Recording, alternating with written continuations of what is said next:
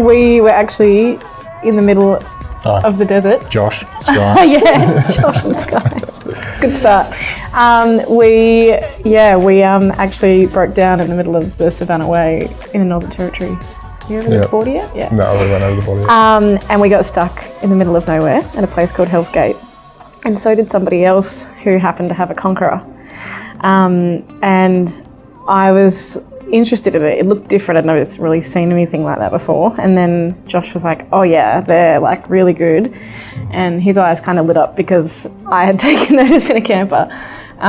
Sort of planted the seed. Yeah. For us to purchase. Yeah. So we actually made really good friends by the time both of our cars had got back sorted with this other couple.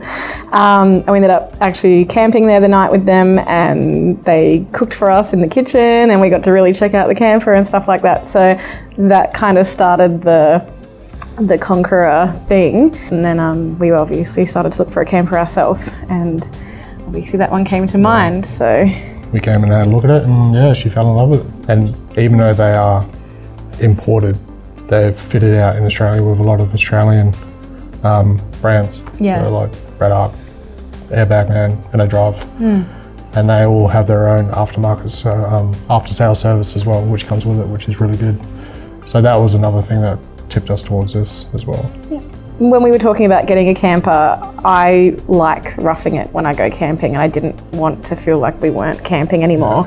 So yeah, it was kind of a nice in-between because they're nice and tough and you still feel like you're camping, but you've got that little bit of luxury to get us out of our swag. Yeah, we don't really want to be towing an apartment around with us. We just want somewhere to hide if the weather turns and or, a little bit of luxury, a little bit of comfort. But yeah, Conqueror was the best option for us because it gave us like a home base that wasn't canvas.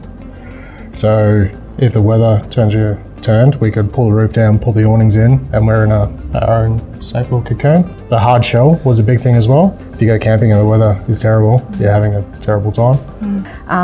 It kind of made it quite clear for us that we didn't want to be crawling up a ladder to go to bed, nor did we want to fold canvas on top of our bed. So if we were to pack up in the rain, those little things. Absolutely. And sitting inside hot canvas is not something that appeals to me. So there's just lots of things like that they have a great name and great reputation. There was reasons that we kind of kept coming back to Conqueror. And we looked at other brands. We looked at a couple of the cheaper entry-level camper trailers. Then we were looking at their higher end as well. The fact that it still feels like you're camping. You're not towing an indoor kitchen and indoor bathroom with you everywhere. It's an outdoor kitchen, so it draws you outside rather than staying inside. We'd been to a fair few expos and compared for a while. And as impressive as a lot of the other ones can be, a lot of it kind of gimmicky as well. And I think we kind of just ended up still going back to the fact of how structurally sound, tough, I think, is what kind of kept us going back. And they're pretty appealing. They look nice. So.